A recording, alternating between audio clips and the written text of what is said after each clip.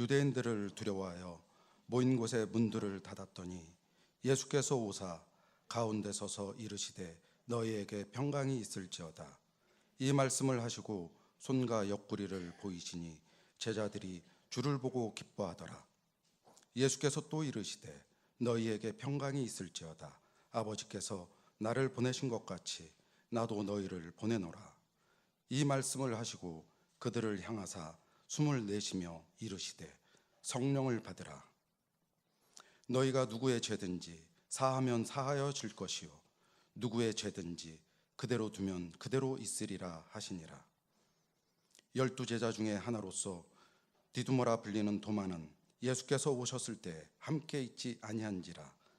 다른 제자들이 그에게 이르되 우리가 주를 보았노라 하니 도마가 이르되 내가 그의 손에 못자국을 보며 내 손가락을 그 못자국에 넣으며 내 손을 그 옆구리에 넣어 보지 않고는 믿지 아니하겠노라 하니라.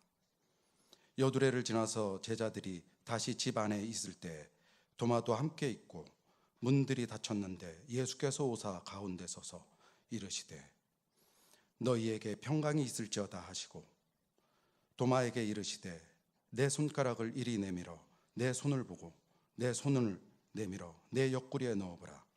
그리하여 믿음 없는 자가 되지 말고 믿는 자가 되라. 도마가 대답하여 이르되 나의 주님이시요 나의 하나님이시니이다. 예수께서 이르시되 너는 나를 본 고로 믿느냐? 보지 못하고 믿는 자들은 복되도다 하시니라. 예수께서 제자들 앞에서 이 책에 기록되지 아니한 다른 표적도 많이 행하셨으나 오직 이것을 기록함은 너희로 예수께서 하나님의 아들 그리스도이심을 믿게 하려 함이요 또 너희로 믿고 그 이름을 힘입어 생명을 얻게 하려 함이니라. 하나님 말씀입니다.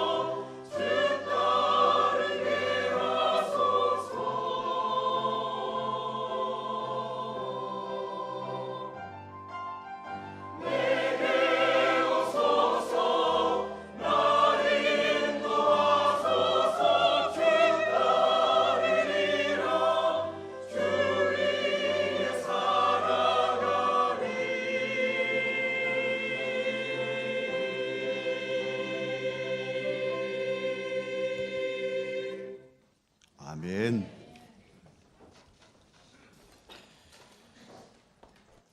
봄이 완연합니다. 필마공원 이제 나가실 때 한 번 더 보시면 나무마다 푸른 잎이 파릇파릇 이렇게 피어나고 있는 것을 볼 수 있습니다. 종교개혁자 마틴 루터는 그렇게 말했습니다. 우리 주님은 부활의 약속을 책들 속에만 기록하시지 않고 봄철에 피어나는 모든 잎사귀에도 새겨 놓으셨다. 나무 이파리 하나하나, 꽃 한 송이 송이마다 부활의 생명력이 푸르게 배어 있는 것을 볼 수 있습니다. 지난주에 우리가 부활절을 지냈는데요. 사실은 우리 기독교 종교 중에 큰 절기들, 4대 절기, 성탄절, 부활절, 맥주감사절, 추수감사절, 이런 절기들은 우리가 꼭 마음을 모아서 지켜가야 할 일이죠. 우리 교회는 교회력을 가지고 이렇게 1년을 살아가고 또 살아가고 있습니다. 반복하면서 우리 신앙이 더 깊어져 가야 합니다. 그런데 지난주도 우리가 말씀을 18절까지, 요한복음 20장 1절로 18절까지 상고했는데요. 오늘은 또 그 19절부터 이어가는데, 부활의 첫 번째 부활의 날에 어떤 일이 있었는가, 부활의 첫 광경을 우리는 살펴볼 수 있습니다. 예수님이 부활하신 그날, 그 첫 번 부활절에 제자들은 어떠했는지, 이런 모습들을 우리는 오늘 본문에서도 볼 수 있습니다. 오늘 19절 말씀이 이날 말하자면 주님이 부활하신 그날 안식 후 첫날 저녁 때 되어진 일이라, 그렇게 말씀이 시작되죠. 예수님은 이 안식 후 첫날 주일 일요일 새벽에 부활하십니다. 그런데 그날 저녁 때쯤 제자들은 뭘 하고 있었냐 하면, 오늘 19절에 나온 대로 한데 모여서 모든 문들을 다 꼭꼭 닫아 놓고 있었습니다. 왜 문을 닫아 놓고 있었는가 하면, 19절에 나온 대로 유대인들이 두려워서, 잡아갈까 봐 두려워서 벌벌 떨면서 문을 꽉 닫아 놓고 있었습니다. 사실은 그날 아침 막달라 마리아가 예수님 무덤이 비었다고 알려주죠. 그래서 베드로와 요한이 같이 달렸는데요. 요한이 1등 나고 베드로가 2등 났는데, 들어가기는 베드로가 먼저 들어가죠. 그래서 어이구, 정말 무덤이 비었네. 요한도 나중에 들어가 보니까 진짜로 비었습니다. 그런데 이 두 사람은 그냥 비었네? 그리고 돌아갔어요. 그런데 무덤가에 울고 있던 막달라 마리아는 예수님을 만났지 않습니까? 그리고는 그냥 있지 않고 제자들에게 갔습니다. 우리가 지난주에 읽었는데요. 18절 보면 막달라 마리아가 제자들에게 가서 내가 주님을 보았습니다. 할렐루야. 주님, 살아계신 주님을 봤다는 거예요. 그렇게 증거했는데도 제자들 믿지 않습니다. 그리고 무서워합니다. 마가복음 16장 12절 이하에 보면, 그때 엠마오로 두 제자가 가고 있다가 예수님을 만났습니다. 그리고는 돌아와서, 다시 엠마오가 아니라 예루살렘으로 돌아와서 제자들에게 가가지고 우리가 길에서 예수님을 만났습니다.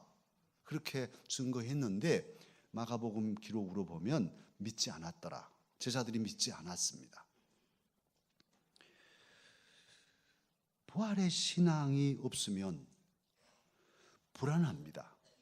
염려가 찹니다. 두렵습니다. 두려우니까 문을 닫고 스스로 자신을 가두고 폐쇄적인 삶으로 빠져들지요. 부활의 신앙이 없으면, 부활하신 주님을 확신하지 못하면 사람들이 두려워집니다. 현실이 어두워지고 자꾸 스스로 자신을 가두는 이런 태도를 취할 수 있습니다.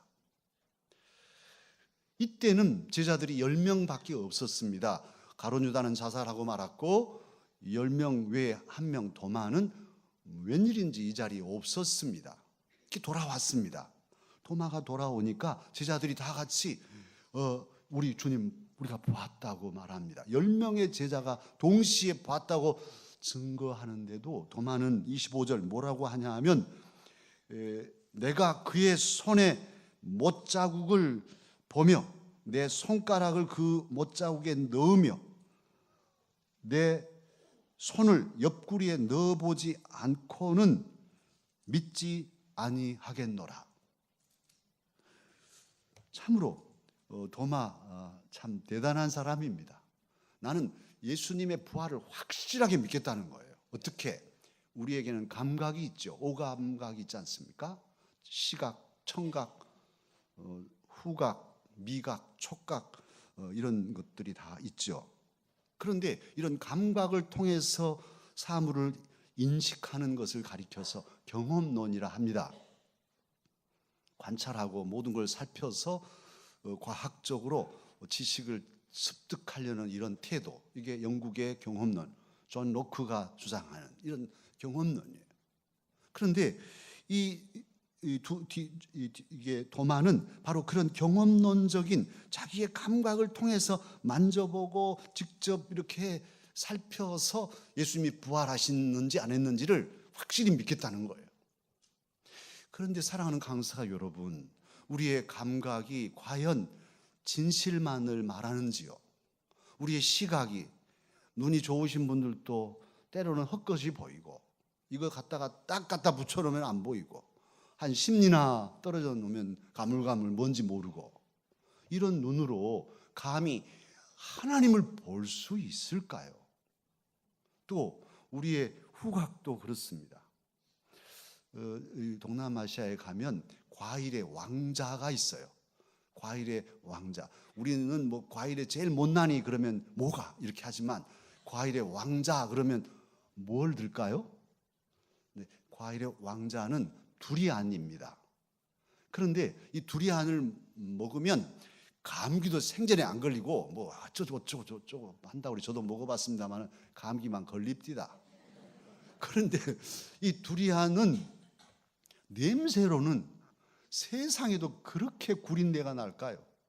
그래서 두리안은 절대 호텔 반입 금지입니다. 안 돼. 냄새 나서 안 된대요. 그래서 그 사가지고 길에서 먹어야 돼요. 길에서. 우리 대한민국 사람들은 잘 먹잖아요. 길에서도. 냄새로는, 후각으로는 도저히 왕자라고 할 수 없어요. 이 냄새 가지고 뭘 분별한다. 이건 참 잘못될 수가 많습니다. 만져도 마찬가지죠. 그리고 우리의 오감이 제대로 정확하게 사물을 파악했다 할지라도 뇌가 판단을 내려야 되는데 우리 뇌가 또 이걸 종합해서 판단할 때 오판을 많이 한답니다. 게다가 약간 치매기가 있으면 이제 이건 더욱 헷갈려 헛소리 하게 되는 것이죠. 이런 우리의 연약함으로 부활의 신앙을 확인하겠다. 부활의 주님을 친히 만져보고 믿겠다 한다는 것은 매우 위험한 발상입니다. 도마는 바로 그런 경험론적인 사고방식으로 예수님을 믿겠다고 하여서 이미 주님은 부활하셨음에도 불구하고 여드레 되는 날까지 다른 제자들은 예수님을 봤으니까 믿고 가지만 도마만큼은 아직도 예수님 부활하시지 않은 거예요. 그래서 불안하고, 그래서 슬프고, 그래서 두렵고 이런 세월을 8일 동안 하다가 주님을 만납니다. 사랑하는 강사 여러분, 부활절이 지난 주일이었는데요. 이미 주님은 2000년 전에 부활하셨죠. 그런데 문제가 있습니다. 오늘 저와 여러분은 이미 부활하신 주님을 참으로 부활하신 주님으로 확실히 믿고 있는지요? 우리는 예수님을 구주로 믿는 사람들입니다. 다 예수님이 나의 죄를 사하시기 위하여 십자가에 달려 죽으신 구주로 믿습니다. 그런데 그렇게 믿음에도 불구하고 부활의 주님을 온전히 내 삶 속에 모시고 부활의 신앙으로 실제 살아가고 있는가 되물으면 흔들립니다. 자신이 없어요. 마치 부활 교과서 저 책장에 딱 꽂아놓고 잘 알아요. 10번도 보고 100번도 봤어요. 부활하셨다는 사건 사건의 내용 다 잘 알아요. 근데 꽂아놓고 이제 또 걱정하면서 살아가고 있는 우리들이 아닌가요? 병이 왔어요. 몸이 아파요. 불안합니다. 이러다 나 죽는 것 아닐까? 여러 가지 사고, 교통사고도 많지요. 또 어디 오늘 또 이제 오후 찬양이 마치면 안동까지 가야 되는데 그 돌아와야 빨리 와야 새벽 1시인데 사고 나면 어쩔까? 염려되고 두렵습니다. 또 사업을 하신 분들은 이러다 이 사업이 이 경기가 나쁘다는데 어쩔까? 이런 불안함이 있습니다. 또 주변에 늘 자기를 고깝게 여기고 해치려고 하는 사람들이 있는 이들은 사람이 두렵습니다. 그 사람이 나에게 해코지하면 나는 어쩌지? 내가 견뎌낼 수 있을까? 이런 두려움이 우리의 마음을 사로잡습니다. 가장 근본적인 두려움은 죽음이겠죠. 죽음이 나에게 다가올 때 나는 어찌할까?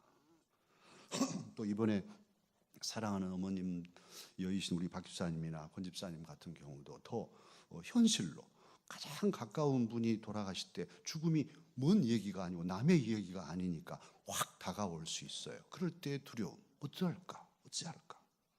불안하고 염려해서 문을 걸어 잠그고 스스로 가두는, 스스로 홀로 서는 이런 삶에 빠져들 수 있습니다. 부활의 신앙은 이론이 아니잖아요. 신앙은 교과서가 아니에요. 꽂아놓고 책장에다 꽂아놓을 이론서가 아니라 실제 오늘 지금 여기서 한 발 한 발 내 삶을 살아가는 삶이어야 하는데 부활의 신앙이 과연 내 삶에서 온전히 적용이 되고 있는지 보면 불안하고 오히려 평안이 없는, 부활절을 지났는데도 평안함이 없이 살아갈 수 있습니다. 예수님을 생각하면 정말 대단하시죠. 죽음을 이기시고 죽음의 문을, 무덤 문을 터뜨리시고 부활하신 예수님, 이런 분이 세상에 어디 있습니까? 부처님 훌륭하시지만은 그분의 사리, 진신사리가 이렇게 아주 정말 귀하게 받들어지고 있지 않습니까? 그런데 우리 예수님 살이 한 알도 없습니다. 왜냐하면 부활하셨기 때문입니다. 할렐루야. 마호메트 그 메카에 그 시신이 안장돼 있어요. 거기에 무슬림들은 하루에 5차례 계속 절하면서 그 메카를 향해서 예배해야 됩니다. 우리는 그렇지 않아도 됩니다. 왜냐하면 예수님의 무덤은 비어 있습니다. 공사님 묘소 겉비현에 있지요. 그래도 우리 예수님은 없어요. 시신이야. 없습니다. 죽음을 이기신 예수님, 세상에서 유일한 구세주, 생명이신 영원한 생명을 주실 수 있는 구주, 강력한 힘으로 죽음도 이기신 힘으로 저와 여러분을 도와주실 수 있는 구주께서 바로 예수 그리스도 부활하신 주님이십니다. 그 놀라운 구주를 우리는 믿고 사는데요, 이 예수님에 대한 믿음이, 부활하신 주님에 대한 믿음이 확실하지 않기 때문에 흔들리고 불안하고 길을 잃고 방황할 수 있어요. 우리가 이 부활의 주님에 대한 믿음만 확실하게 갖고 산다면, 그 부활의 주님만 온전히 의지한다면 두려울 게 무엇이겠습니까? 기독교는 그래서 부활의 종교라고 하는데 부활의 신앙은 죽음도 뚫고 가는 거예요. 순교자들이 왜 담대하게 죽음 앞에서 맞설 수 있었습니까? 부활의 신앙 때문에. 코바디스 영화 보셨잖아요. 그 콜로세움에서 사자들이 달려들 때 얘가 무서워서 아빠에게 아파할 때, 얘야 조금만 참아라. 우리는 주님 앞에 있을 거야. 다시 사는, 영원히 사는 이 소망은 죽음도 두렵지 않는 강한 신앙의 용사를 만들어 줍니다. 오늘 참으로 예수님의 처음 제자들 첫 부활절 날 이 못난이 같이 벌벌 떨고 문 닫아놓고 떨고 있는, 두려워하는 이 제자들 말입니다. 놀랍게도 우리 주님은 그 제자들에게 찾아오셨습니다. 버리지 않으시고 그 못난이들을 찾아오셨어요. 문 닫고 두려움에 사로잡힌 제자들, 믿음 없이 두려움으로 그렇게 떨고 있던 제자들, 꽉 막혀버린 현실, 그 절망의 현실 속으로 부활하신 예수님은 찾아오셨습니다. 한 번도 아니고 두 번이나 거듭 찾아오셔서 제자들에게 은혜를 주셨습니다. 그 주신 은혜 첫 번째가 뭐냐 하면 너희에게 평강이 있을지어다. 이 말씀을 3번 하시잖아요. 19절 하반절, 21절 상반절, 26절 하반절. 너희에게 평강이 있을지어다. 두려워하고 떨고 있는 이 제자들에게 너희들 떨지 마라. 내가 너희들에게 평강을 준다. 너희들에게 평강이 있을지어다. 이렇게 복을 선포하여 주십니다.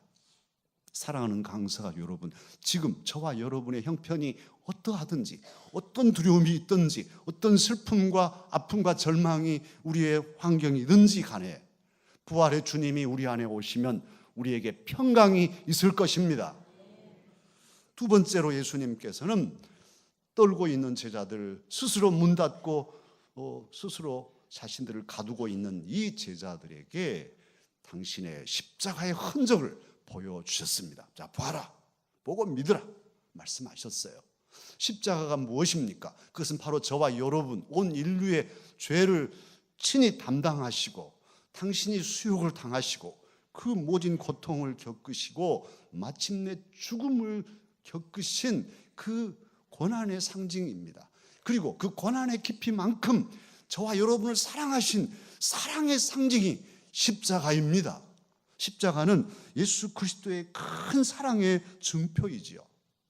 예수님께서는 의심하는 제자들에게 그 사랑의 스티그마, 사랑의 흔적을 친히 보여주시면서 믿음 없이 하지 말고 믿는 자가 되라고, 특히 도마에게는 만져보기까지 해서라도 믿지 못한 믿음 없는 자 되지 말고 믿는 자가 되라고 말씀하셨습니다.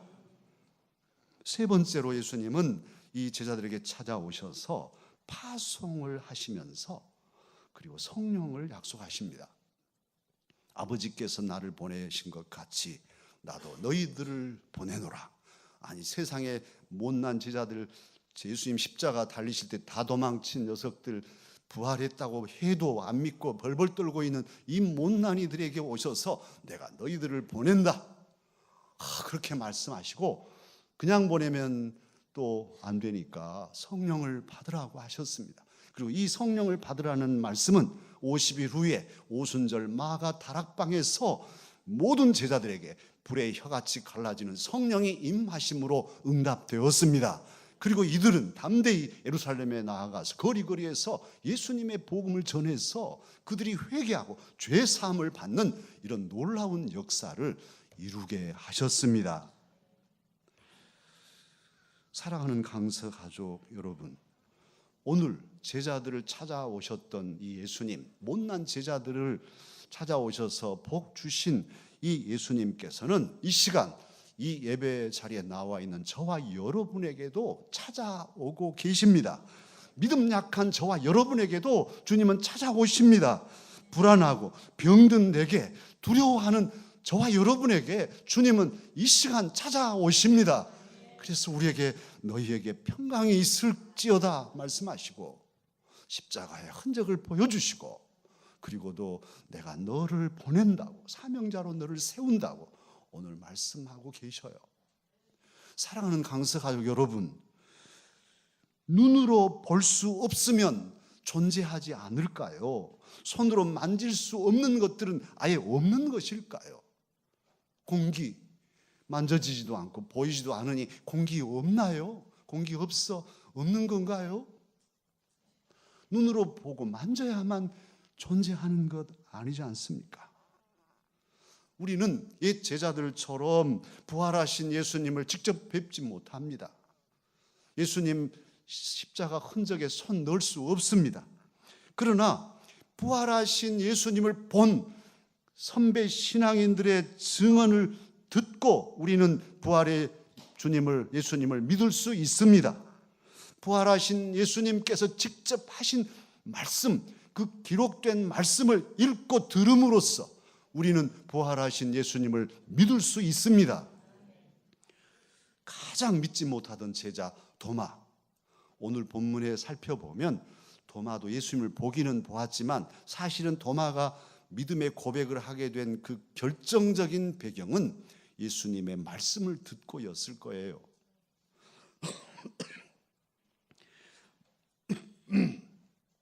예수님께서 말씀하시죠. 도마야, 내 손을 보고 내 옆구리에 손을 넣어보라. 그리고 믿음 없는 자 되지 말고 믿는 자가 되라. 이렇게 말씀하실 때 그래요, 알았어요. 손 넣어볼게요. 도마 그러지 않지 않습니까? 곧바로 28절에 바로 고백합니다. 그 나의 주님이시요 나의 하나님이십니다. 도마가 바로 그렇게 고백해요. 손 넣어보지 않았어요. 29절을 보면 더 분명합니다. 예수님께서 뭐라 하시냐면 너는 나를 보고 믿느냐? 너는 나를 보고 또 만져보고 믿느냐? 이렇게 말씀하시지 않고 너는 나를 보는 거로 믿느냐? 보지 않고 믿는 자가 복되도다. 도마는 예수님을 물론 보아서도 믿었지만 예수님이 너 믿음 없는 자 되지 말고 믿는 자 되어야 한다고 말씀하실 때 그 말씀을 들을 때 그래요, 주님 부활하셨네요. 죄송해요. 주님을 제가 믿지 못했어요. 주님은 나의 주님이시고 나의 하나님이십니다. 무릎을 꿇고 그렇게 고백을 한 것이죠. 엠마오로 가던 제자들, 그들이 예수님의 말씀을 들을 때 예수님인지 몰랐지만 말씀을 들을 때 마음이 뜨겁지 아니하더냐, 마음이 뜨거워졌어요. 그래서 그 영적으로 통하게 된 것이죠. 오늘 빈 무덤까지 친히 가서 보고도 예수님의 부활을 믿지 않았던 제자, 그리고 10명 중에 벌벌 떨고 문 닫고 있었던 제자, 그 제자 중 한 사람이 오늘 본문 요한복음을 쓴 사도 요한입니다. 이 요한은 자신의 부끄러운 그런 이력을 기록하면서 특히 오늘 31절에서 증거하고 있습니다. 다 함께 31절을 읽으십시다. 오직 이것을 기록함은 너희로 예수께서 하나님의 아들 그리스도이심을 믿게 하려 함이요 또 너희로 믿고 그 이름을 힘입어 생명을 얻게 하려 함이니라. 이 부활의 사건을 부끄러운 과거지만 낱낱이 나중에 기록했는데 왜 기록했냐? 후대의 사람들, 특히 오늘 우리 강서 가족들에게 너희로 예수님께서 하나님의 아들 그리스도이심을 믿게 하려고 기록했다. 부활의 주님이심을 믿게 하려고 기록하였다고 증거하고 있습니다. 그래서 이 예수님을 믿음으로 그 이름을 힘입어서 생명을 얻게 하려고 이 성경에 기록해 놨다. 그렇게 말씀하시네요. 기록된 부활의 증언, 기록된 하나님의 말씀을 믿는 사람은 예수님을 직접 보지 않았지만 부활의 예수님으로 믿을 수 있습니다. 부활하신 예수님을 보지 않고 믿을 수 있는 비결은 무엇이겠습니까? 우리는 예수님 본 적이 없죠. 앞으로도 이제 하나님의 나라 가기 전까지는 친히 배울 일이 없을 것입니다. 그런데도 우리는 예수님을 믿을 수 있어요. 어떻게 해요? 그 비결이 무엇입니까? 배웁지 못할 예수님을 보지 못하고도 믿는 비결은 하나님의 말씀을 믿을 때 이루어집니다. 기록된 말씀이든 이렇게 설교로 선포되는 말씀이든지 말씀으로 우리는 부활하신 예수님을 배울 수 있습니다. 말씀으로 부활하신 예수님을 믿을 수 있습니다.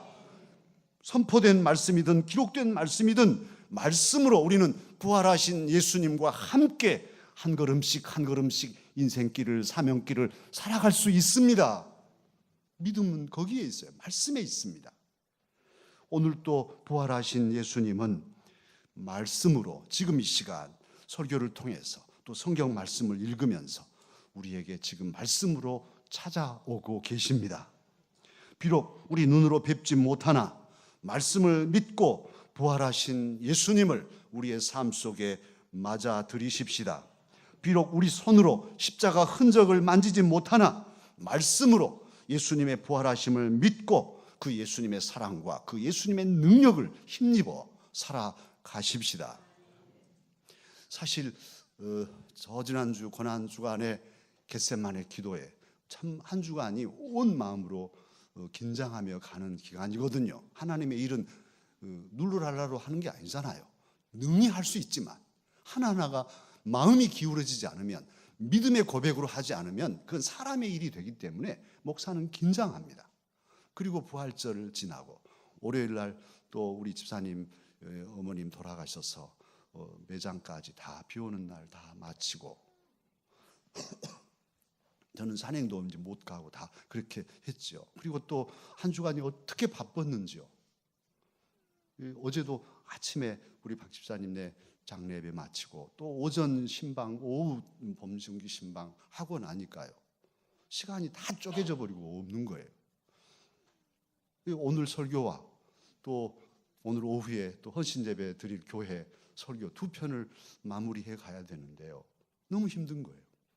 한 주간 부활절 지나면서 제가 감기가 왔습니다. 그래서 약을 한 주간 내내 먹으면서 지냈어요. 그래도 썩 석연치가 않고 한속기가 들고 그랬었으니까요. 정말 아니 부활절을 지나고 부활의 말씀을 전해야 할 목사가 너무 힘든 겁니다.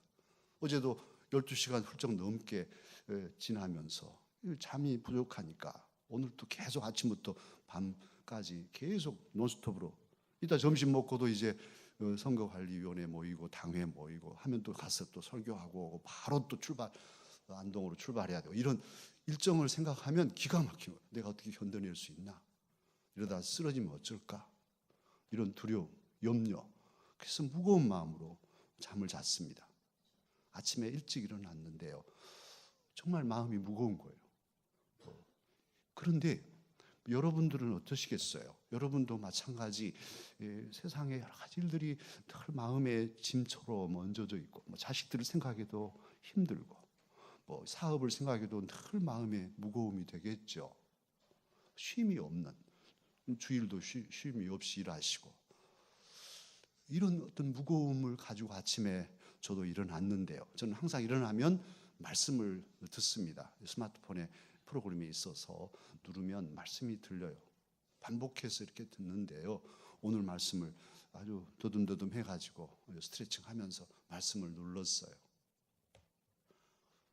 무거운 마음으로 눌렀는데요, 이 부활절 아침, 작은 부활절이 주일인데 이 주일 아침에 여러분의 담임 목사 무거운 마음으로 말씀을 눌렀는데요, 그 말씀이 오늘 마침 저에게 주신 말씀이, 수고하고 무거운 짐진 자들아 다 내게로 오라, 내가 너희를 쉬게 하리라. 나는 마음이 온유하고 겸손하니 내 멍에를 메고 내게 배우라.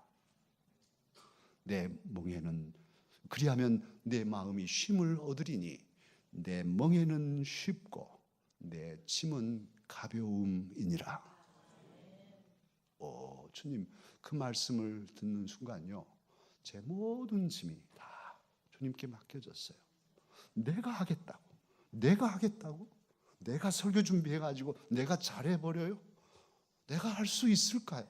살아있는 게 은혜인데 내가 살아있어요? 막 밥 먹고 열심히 운동하니까 오래오래 살아요?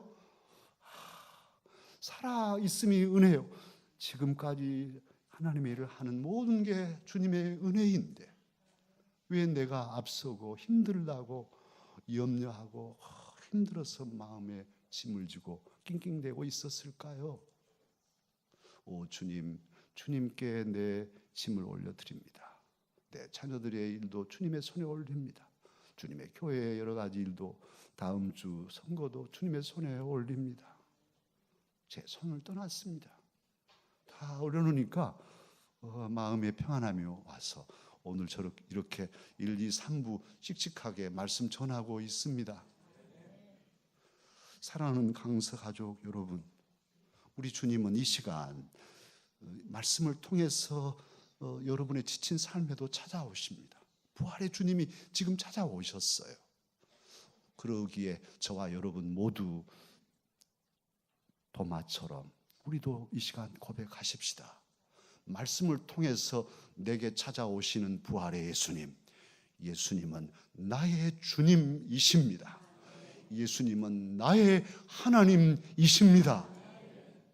그렇게 우리가 고백할 때 주님은 우리에게 또 답으로 말씀해 주실 것입니다. 오, 사랑하는 아들, 사랑하는 딸아, 나를 보지 못하고도 믿으니 너희에게 복이 있도다. 기도하겠습니다.